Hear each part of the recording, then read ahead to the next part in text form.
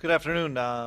Going back and looking at the tape, that we didn't feel we played exceptionally well for the first three quarters, but that was a really good football team that we beat. And defensively, I thought it was as good as, if not the best defense that we had faced so far this year. And then I thought Jody Webb was as talented as a kid as we have played this year, and obviously he gave us fits. That being said, we hung in there through three quarters, and then in the fourth quarter, a couple of things happened. One, we were able to create a big play with Bruce. Tim made a great call to get us down there, to get a score, to get us within 7. And then where we thought, and we talked about it with our guys throughout the week, where we had an advantage was on special teams. And the hidden yardage, so to speak. Ben averaged 47 yards a punt. I think they averaged 35. We averaged 30-plus yards on kick returns. They were under 20 yards per return. There's a lot of hidden yardage in there. And when you look at that, we had all of our possessions in the fourth quarter were either one was in their territory and the other two were past our 40-yard line. So you're working off a short field. On the flip side, every one of their possessions were either 25 or 15 or 14. And that's where we had a great advantage in the special teams, just flipping the field. I thought our defense did a great job in the fourth quarter of getting some stops, and then offensively just methodically managing the clock and managing some drives to get us an opportunity to have a chance to win that game. But I thought Youngstown had a great game plan. I think they're an excellent football team, and we were fortunate to come out with the win. So I'll open up for questions. Coach, in that game, like other games before, Kansas State, Illinois State, late in the game, you got to score, clock's running, but you don't deviate from your game plan. How do you maintain the discipline not to get out of character, and how does that affect the? Well, when it was a one-score game, we always will stay in that plan, and even when it was a two-score game, there was well over 10, 12 minutes left. So we talk about it at length with our guys. Let's not reach. Let's just stay with what we know we have a chance to have some success with, which was essentially getting some motions, getting Bruce outside, and then King inside. But just being in that position an awful lot, or guys seeing us that maybe haven't played but been on those trips, seeing us in those positions and finding a way to just stay with that plan and have a chance to win in the fourth. We always talk about it on the road in general.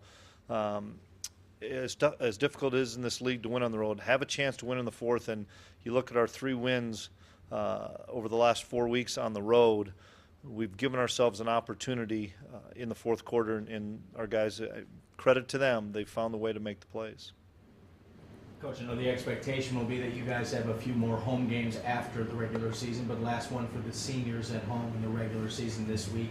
What pops in your head when you think about this senior class? Well, they've been a special group. Obviously, there's 14 of them that are going to run out of that tunnel for the last time in a regular season home game, and we hope to be able to get another game or two in there. But just what they've done for the program. You talk about a group of guys that have won an awful lot of football games. They were the first crew that really went down to Frisco and sat in the stands and saw a championship team in 2011. A lot of those guys were on scout team and did a phenomenal job and really developed and worked their way through as a developmental player to get an opportunity to play. Some of them have played for 4 years, and some of them have played for just a year or two, and they're really special to me because that was really my first class as well. I mean, that all those kids were redshirted during my first year, and obviously wouldn't be in the position I am without those guys. Did it hit you maybe on the way back about how big the win was Saturday, about what the repercussions now that came out of that with everybody else winning Saturday? Well, it was. We knew all along this was a huge, huge game and a critical win for us if we could get it done. Everybody kind of held serve, which doesn't always happen in this league. But no, it didn't. All week long, we knew the magnitude of this game and what it potentially could do for us, and we have ourselves in that position. In reality, now we have to really challenge the guys to go and finish it. And this game is about us and about our guys and having a great week of preparation to give us a chance to win on Saturday.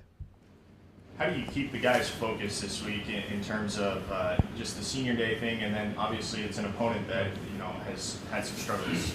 Well, I don't think we'll have any issue keeping the guys focused because they have an opportunity to play at home. They have an opportunity to honor these seniors. We know in this league, and if you don't play well, you're going to be in a dogfight and potentially lose a football game, and our guys know that.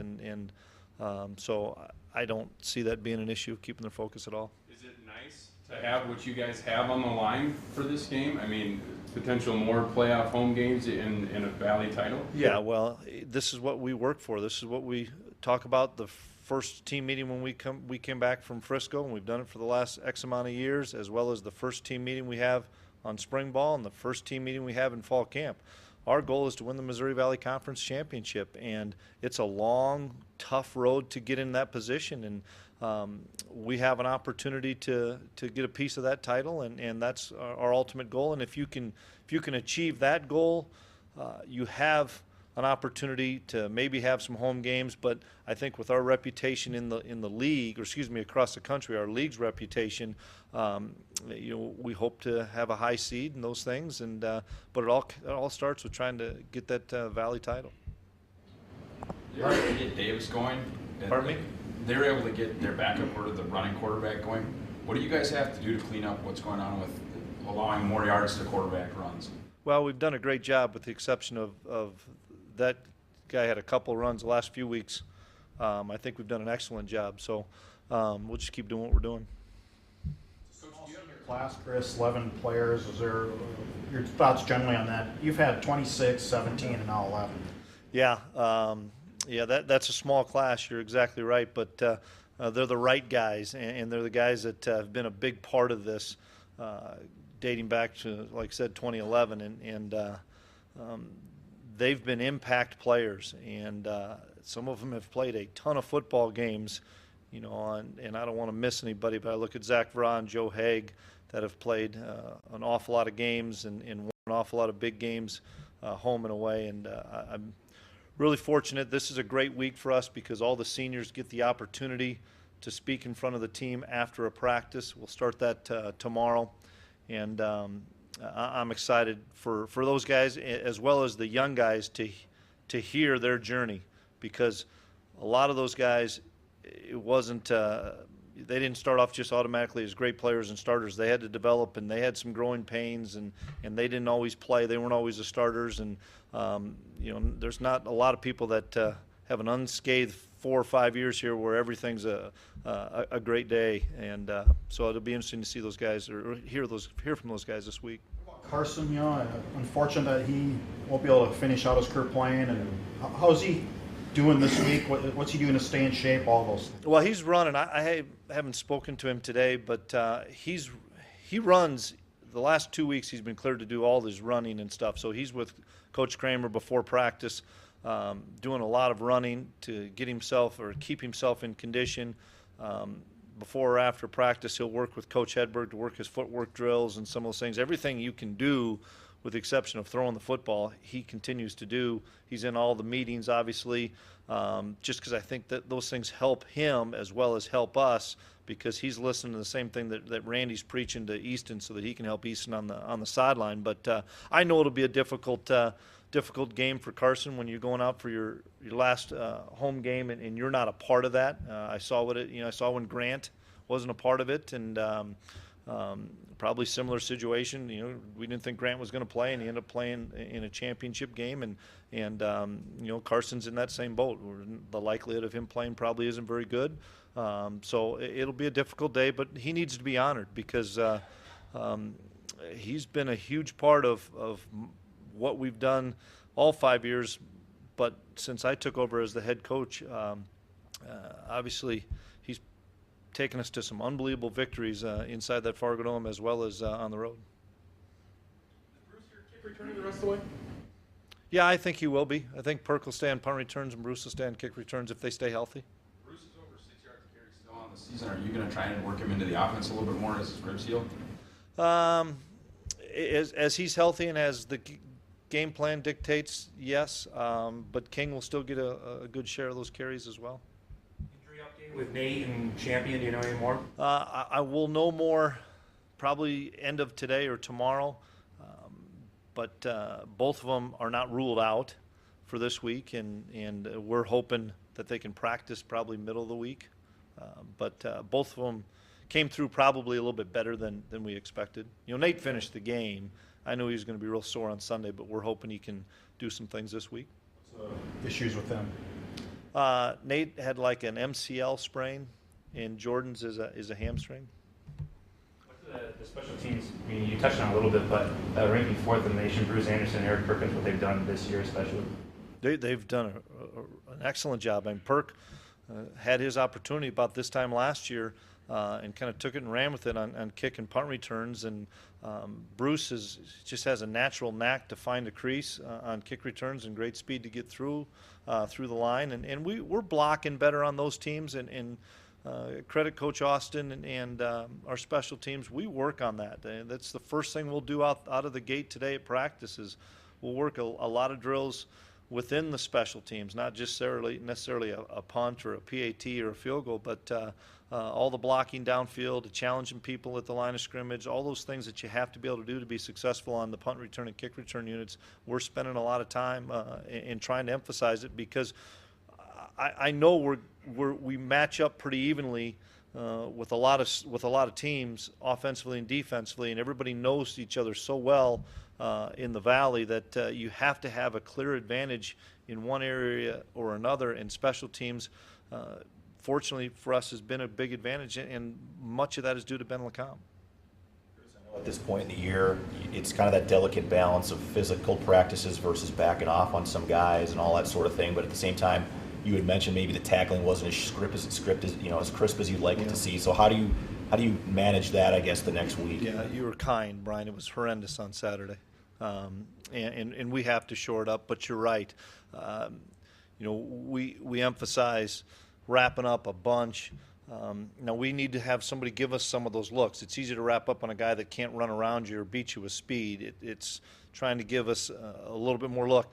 Probably bring Darius Anderson down a little bit and let him run around against the defense just to show some speed and semblance of that quickness that gave us a problem on Saturday. But there's a fine line. We have to cut it back. We're probably only out there an hour and a half on Tuesday and Wednesday, and Greg Menard can't take a lot of more hits. Neither can Nick, and I'll miss some guys. But in the same respect, we need to do a better job on the perimeter, especially against a talented back like that. Our biggest concern right now this week, guys, that you're going to hear about, and I'm just going to tell you, is we've got a ton of kids with the flu.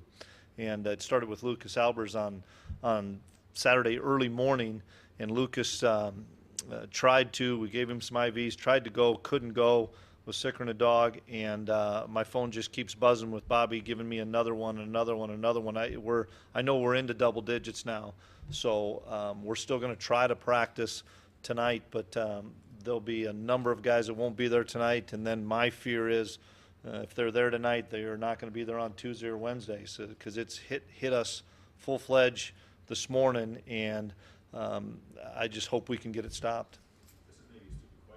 Kids to get flu shots, or do you mandate it, or how do you do We've it? mandated it, and we all have them. Everybody gets the flu. Evidently. Now, yeah, I don't know, but everybody had a flu shot about 10 days ago. So, but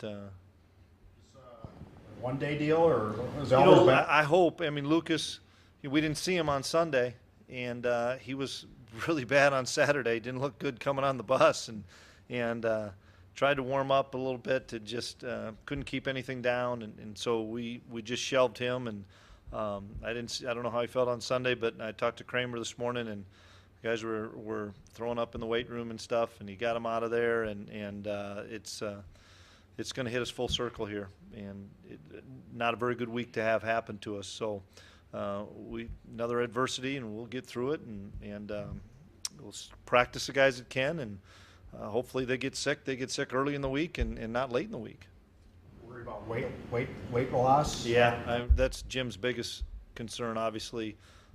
You hope you don't lose that much weight in a week time or 3 or 4 day time, but absolutely it's a concern. The whole, from the weight loss to not enough reps to trying to get, You know, if Nate Tangway can't practice and all of a sudden it's Aaron Steidel that gets the flu and he needs those reps, now he's not there, you know, then we're moving a defensive end or linebacker there. And so it's trying to get the quality reps to the guys that can play without, if we lose 2 defensive ends and the only guy left to practice is Greg Menard, we can't have Greg Menard taking 60 to 80 snaps a day. So that's something that we have to look at. We won't go as long tonight as we normally do, and then probably each day will be a work in progress of how much we can get done.